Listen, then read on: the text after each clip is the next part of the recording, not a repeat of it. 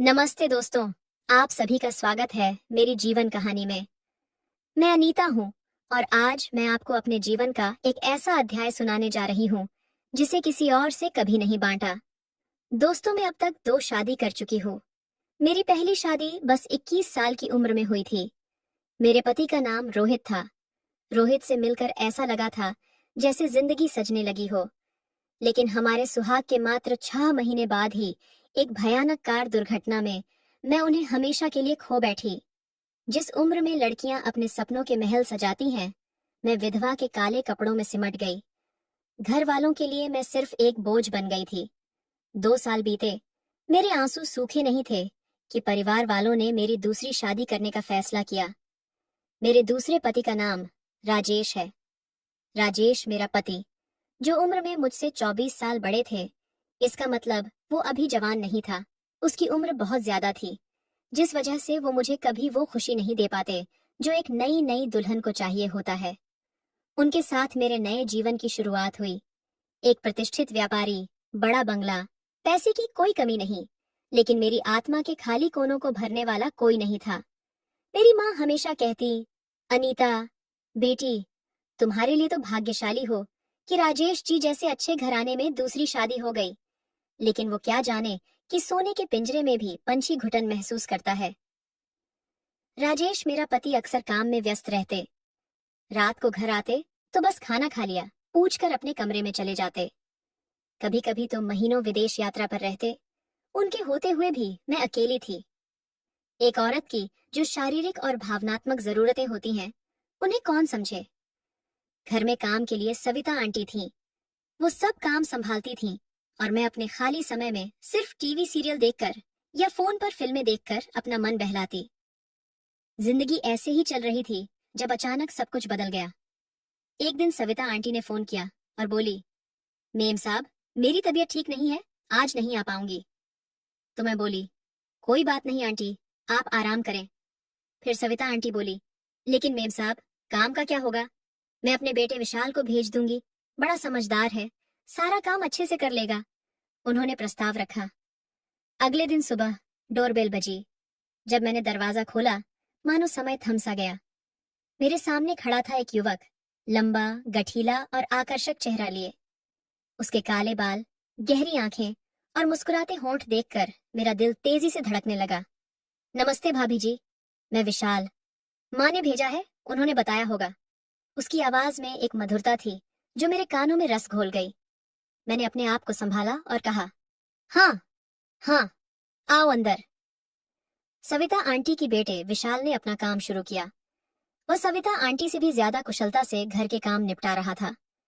मैं चाहकर भी उससे नजरें नहीं हटा पा रही थी। जब वह झुककर फर्श साफ करता, उसकी मांसपेशियां कमीज के नीचे से उभरती। जब वह पानी पीता, उसका गला ऊपर नीचे होता। हर छोटी हरकत मुझे मोहित कर रही थी। भाभी जी, और कुछ काम है? उसने पूछा। नहीं, मैंने हकलाते हुए कहा और फिर अपने आप को संभालते हुए बोली, तुम्हें पता है विशाल, तुम्हारी माँ तो कभी इतनी जल्दी काम खत्म नहीं करती थी। विशाल मुस्कुराया। मैंने खूब मेहनत की है भाभी जी। माँ ने सिखाया है कि अपने मालिक को हमेशा खुश रखो। उसके शब्दों ने मेरे मन में कुछ उत्तेजक विचार जगा दिए, लेकिन मैंने अपने आप को रोका। धीरे धीरे विशाल रोज आने लगा। सविता आंटी की तबीयत में सुधार नहीं हो रहा था। मेरे लिए ये आशीर्वाद था। मैं सुबह जल्दी उठने लगी, अपने बाल संवारने लगी, थोड़ा मेकअप करने लगी, सिर्फ विशाल के आने से पहले तैयार होने के लिए। मैंने अपने कपड़ों पर भी ध्यान देना शुरू किया। कभी गहरी गर्दन वाला सूट, कभी पीठ खुली हुई कुर्ती। मेरी नजरें हमेशा उसकी प्रतिक्रिया देखने के लिए तरसतीं, लेकिन विशाल जैसे किसी देवदूत की तरह हमेशा सम्मान से पेश आता। एक दिन मेरे पति ने बताया, अनीता, मुझे 2 हफ्ते के लिए सिंगापुर जाना है। एक बड़ा प्रोजेक्ट मिला है। मेरा दिल एक पल के लिए धड़का और मन ही मन में सोची, 2 हफ्ते विशाल के साथ अकेले। मेरे पति ने आगे कहा, वैसे ये लड़का विशाल कैसा है? सविता आंटी के बेटे के बारे में तुमने बताया था। मैंने अपनी भावनाओं को छिपाते हुए कहा, हाँ, बहुत अच्छा काम करता है, सारा घर चमका देता है।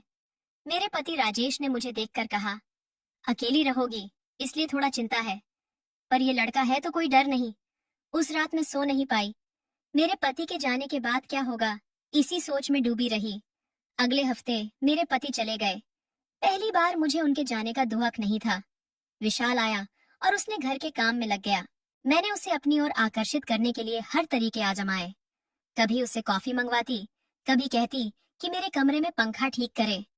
मेरे कपड़े और अधिक आकर्षक और उत्तेजक हो गए थे। एक शाम मैंने हिम्मत जुटाई और विशाल से कहा, तुम बहुत अच्छे हो विशाल, तुम्हारे साथ बात करते हुए अच्छा लगता है। विशाल ने मुस्कुराते हुए कहा, आप भी बहुत अच्छी हैं भाभी जी। मुझे भाभी जी मत कहो, सिर्फ अनीता कहो, मैंने धीमे से कहा। विशाल असहज हो गया।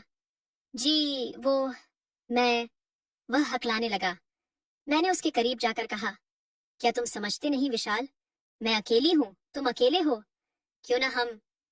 ये सुनते ही विशाल ने एक कदम पीछे हटते हुए कहा, भाभी जी, ये ठीक नहीं है, मैं यहाँ सिर्फ काम करने आया हूँ।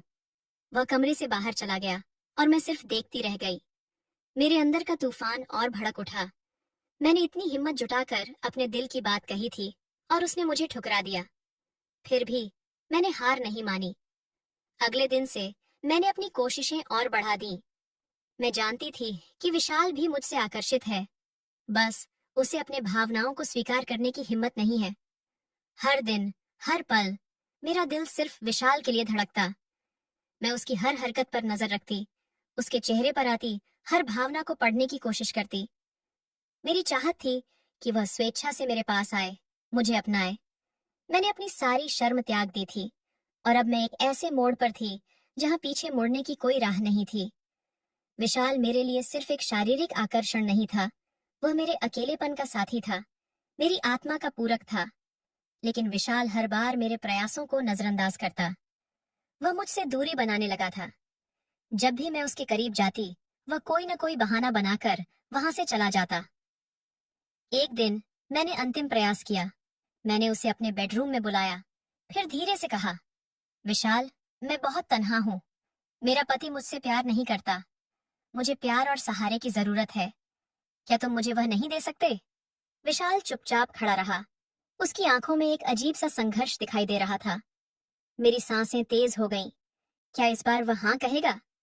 लेकिन विशाल ने सिर्फ इतना कहा, भाभी जी, मैं आपका सम्मान करता हूँ, लेकिन यह सही नहीं है, और वह कमरे से बाहर चला गया। मैं हताश थी। मैंने अपने आप को इतना गिराया था, फिर भी विशाल ने मुझे ठुकरा दिया। मैं अपने बिस्तर पर गिरकर रोने लगी। क्या मैं इतनी बुरी हूँ?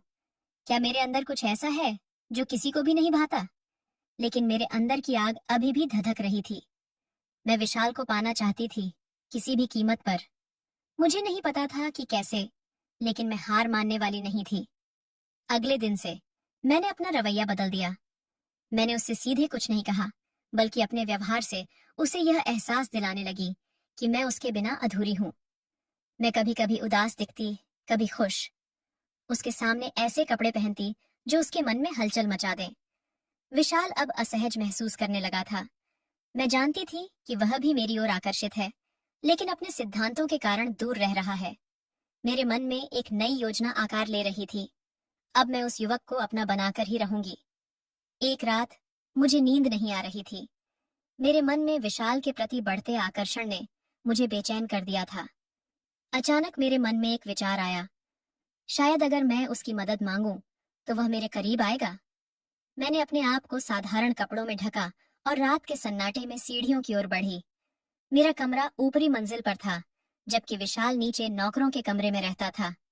जैसे ही मैं सीढ़ियों से उतर रही थी, मेरा पैर वास्तव में फिसल गया और मैं गिरने लगी।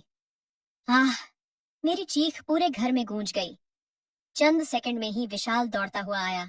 उसके चेहरे पर चिंता के भाव थे। भाभी जी, आप ठीक तो हैं? उसने घबराहट से पूछा। मैं दर्द से कराहते हुए बोली, मेरा पैर, शायद मोच आ गई है। मैं मैं उठ नहीं पा रही हूँ। विशाल ने झुककर मेरे पैर को देखा और फिर कहा, आपको तुरंत कमरे में ले जाना होगा। अगर आपकी इजाजत हो तो। मैंने दर्द भरी आवाज में सिर्फ सिर हिलाकर हाँ कह दिया। विशाल ने धीरे से मुझे अपनी बाहों में उठाया।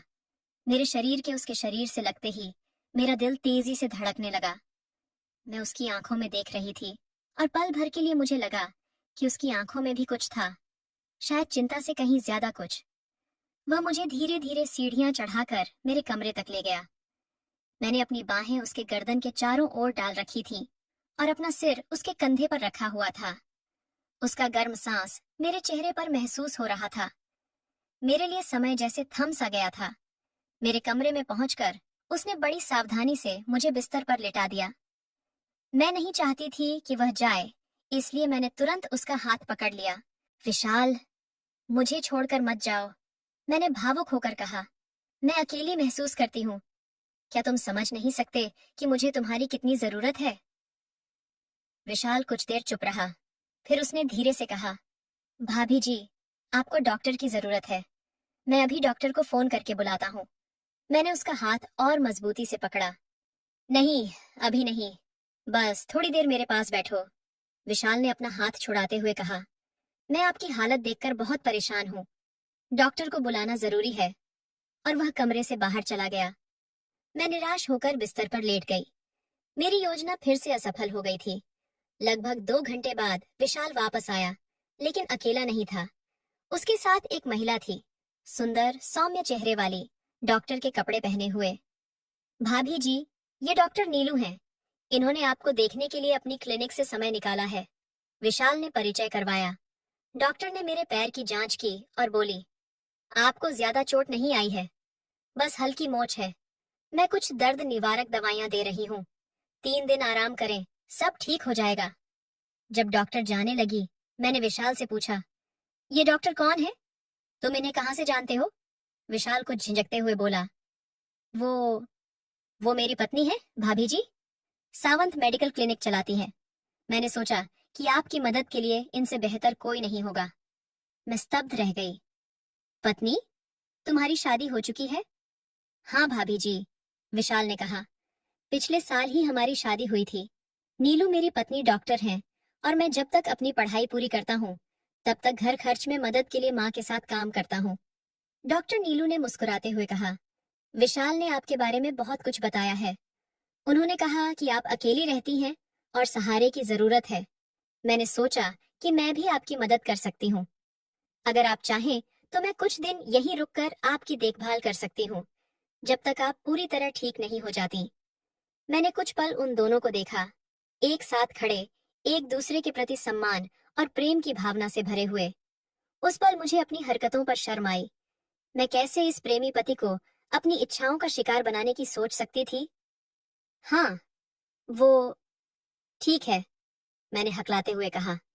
विशाल ने अपनी पत्नी की ओर प्यार से देखते हुए कहा, नीलू, भाभी जी की अच्छी तरह देखभाल करना।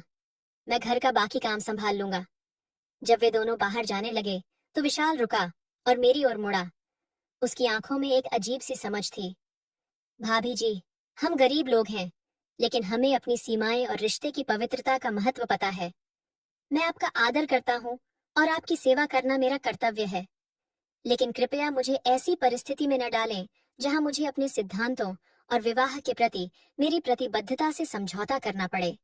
इतना कहकर वह चला गया और मैं अपने विचारों में खो गई। मेरे मन में पहली बार शर्म की भावना जागी। मैंने अपने अकेलेपन और अतृप्त इच्छाओं के कारण एक ईमानदार इंसान के परिवार को तोड़ने की कोशिश की थी। अगले कुछ दिनों में नीलू ने मेरी देखभाल की। हम दोनों बातें करती और धीरे धीरे मैंने उससे दोस्ती कर ली। उसने मुझे बताया कि कैसे विशाल ने अपनी पढ़ाई जारी रखने के लिए दिन रात मेहनत की और कैसे वह डॉक्टर बनने के सपने को पूरा करने में उसकी मदद कर रही थी। एक दिन जब हम दोनों अकेले थे, तो नीलू ने मुझसे पूछा, अनीता जी, क्या आप सच में खुश हैं? मैं चौंक गई। मतलब? मैं देख सकती हूँ कि आपकी आंखों में एक खालीपन है। मुझे विशाल ने बताया कि आपके पति अक्सर बाहर रहते हैं और आप अकेली हो जाती हैं। मेरी आंखों में आंसू आ गए। नीलू, मुझे नहीं पता। मैं दिखावे के लिए खुश रहती हूँ, लेकिन अंदर से मैं टूट चुकी हूँ। जीवन में प्यार और साथ की चाहत हर किसी को होती है ना? नीलू ने मेरा हाथ पकड़ा। हाँ, लेकिन कभी कभी हमें खुशी खोजने के लिए अपना रास्ता बदलना पड़ता है। शायद आपको अपने पति से बात करनी चाहिए या फिर कोई ऐसा शौक अपनाना चाहिए जो आपको आनंद दे।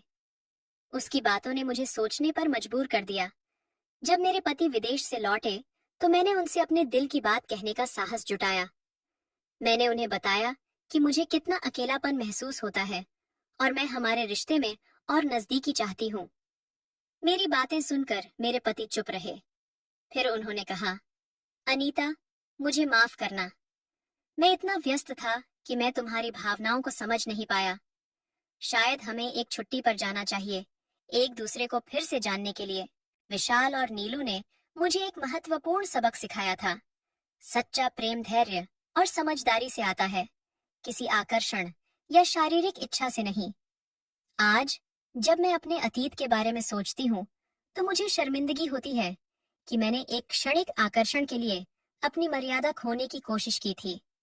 लेकिन साथ ही मुझे गर्व भी है कि मैंने अपनी गलतियों से सीखा और अपने जीवन को सुधारने का प्रयास किया। अब मैं और राजेश जी एक दूसरे को बेहतर समझते हैं। हमारे बीच दूरियां कम हो गई हैं और मैंने अपने जीवन में नई खुशियां ढूंढ ली हैं। पेंटिंग, संगीत और सामाजिक कार्य। विशाल और नीलू अब भी हमारे जीवन का हिस्सा हैं। नीलू मेरी अच्छी दोस्त बन गई है और विशाल अब हमारे घर में पूर्णकालिक काम नहीं करता, बल्कि मेडिकल की पढ़ाई कर रहा है, जिसमें राजेश जी ने उसकी मदद की है। जीवन में प्यार कई रूपों में आता है। कभी कभी हमें बस अपनी आंखें खोलकर देखने की जरूरत होती है कि वह हमारे आसपास ही है। तो दोस्तों, यह थी मेरी कहानी, एक अधूरी प्यास की कहानी जिसने मुझे जीवन का महत्वपूर्ण पाठ सिखाया। हर इच्छा पूरी नहीं होती, लेकिन हर अधूरी इच्छा एक नई शुरुआत का मौका दे सकती है। तो दोस्तों, आपको यह कहानी कैसी लगी? कृपया अपने विचार साझा करें। अगर आपको यह कहानी पसंद आई तो इसे लाइक और शेयर करें। ऐसी ही और कहानियों के लिए हमारे चैनल को सब्सक्राइब करें